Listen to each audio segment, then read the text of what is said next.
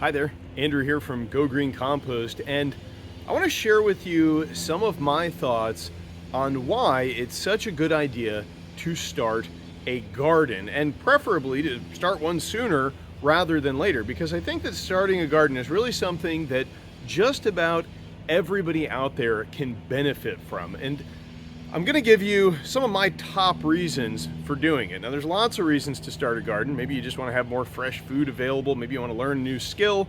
But in today's video, I'm going to share with you what I think is the most compelling reason and why, as a society, really, we could benefit if more people took up the hobby or the pastime of gardening. Now, I've got some notes with me here I'm going to refer to, and let's just get right into it. So the first reason is simply that if you're alive, if you're a human being, you probably eat food. You probably eat a lot of it. If you live in America, you probably eat a lot of it, a whole lot of it. I know I do. And if you are consuming all of this food, it's probably a good idea, maybe, just to produce a little bit of it. And the reasons for that are manyfold. There's a lot of reasons you should produce a little bit of food.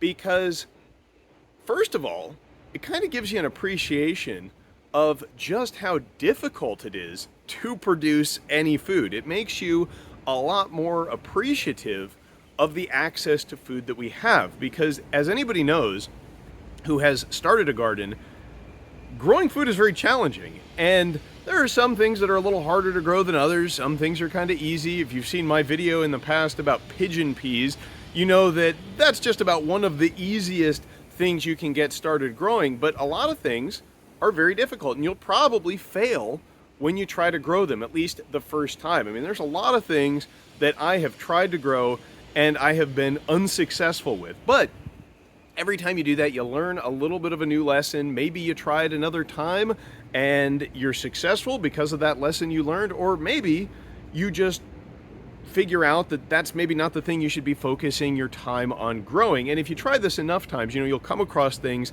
that do really well in your climate, in your area, with your level of skill, and you can kind of double down on those and actually get some food production going.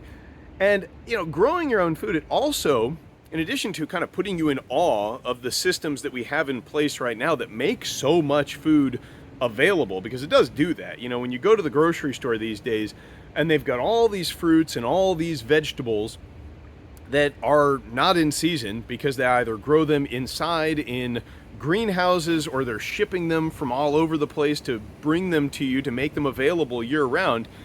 It really is kind of awe-inspiring. But in addition to putting you in awe of the systems that we have today, which provide all this great food for all of us, it also really gives you an element of respect for people who came before us, for our ancestors, before we had fossil fuels and modern agriculture, which provides so many calories for everybody, when a lot more people were subsistence farming, were growing their own food, because for much of human history, that was the scenario for the majority of the population.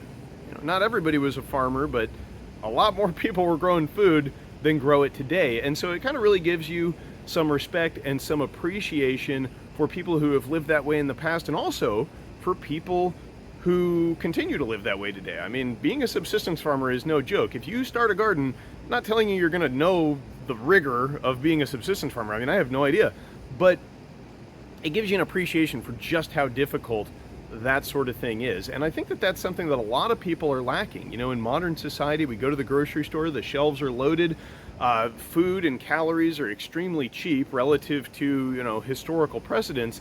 So starting a garden, it just kind of gives you a good perspective on what is actually required to produce foods. And then also, on that same note, it kind of makes you a little bit wary when you go to the grocery store and, you look at a tomato that was harvested several days ago and it looks all perfect, when, if you're trying to do organic gardening, growing things without pesticides and without a lot of chemical inputs, you look at your tomatoes and they're, a little ugly, they don't stay fresh so long. Kind of makes you a little skeptical of that food in the supermarket. Like, how good is that stuff for you, really? Sure, it looks pretty, it's easy to market on the shelf, but I mean, what's going on? Why isn't this food rotting? Why is it still sitting on the shelf? Because it's all been irradiated and treated with chemicals, and if it's not organic, it's got pesticides on it. And so, it just kind of puts you a little bit more in touch with the food that you are eating.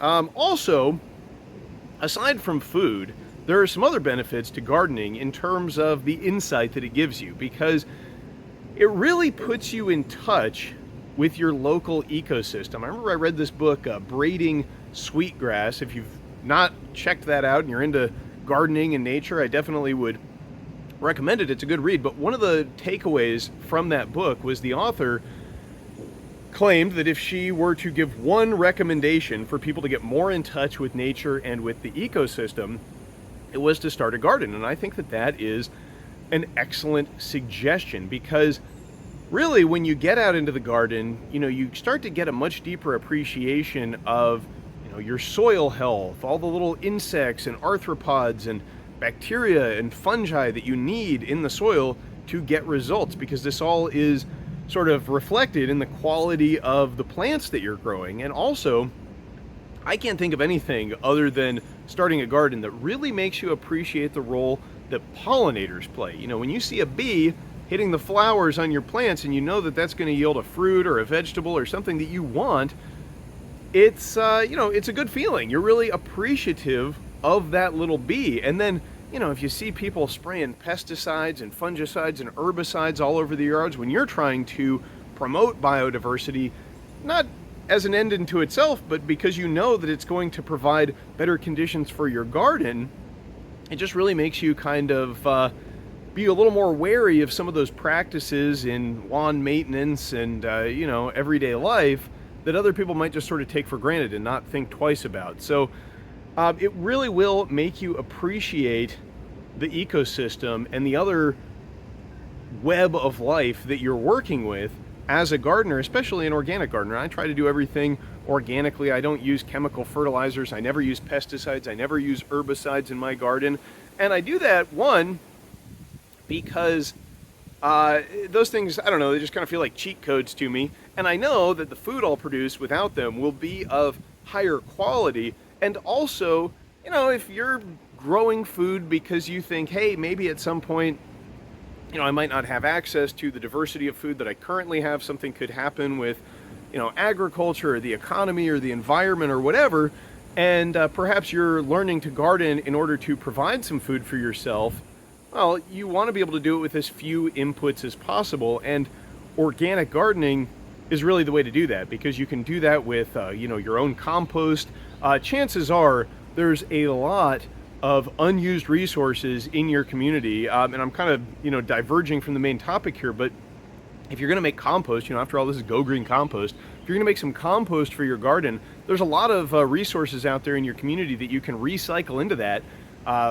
Go to Starbucks and get some coffee grounds. Go to your local restaurant and ask them if you can put a bucket in their kitchen, and they'll throw the food scraps in there.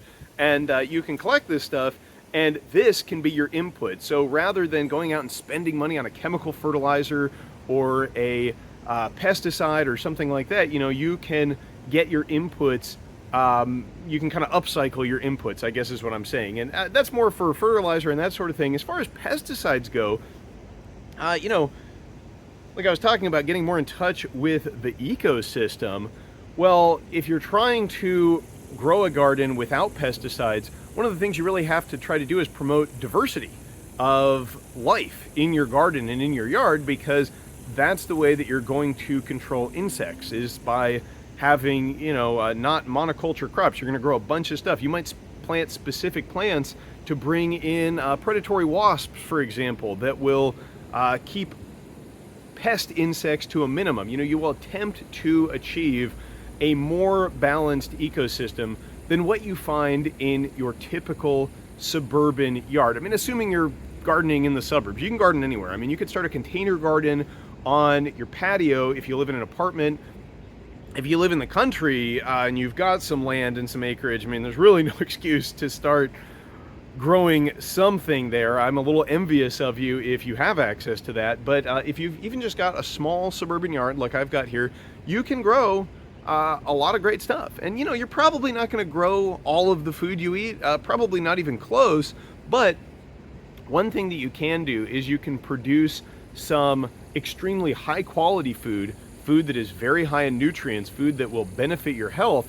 And also, you can grow some things that maybe you wouldn't have access to outside of your own growing them. For example, I grow a lot of Jerusalem artichokes. You can see them behind me here. And last time I checked, they don't have those at the grocery store, but they're delicious. They're really good, and I like them. And so, it's nice that I can produce them myself.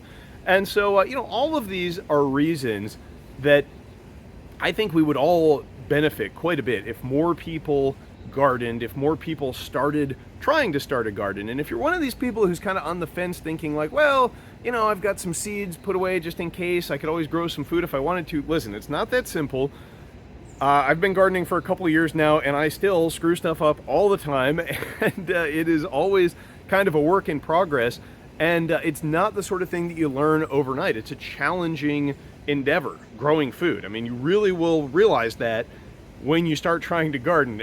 Nothing will instill that lesson more than trying to grow some food, because it's not easy at all.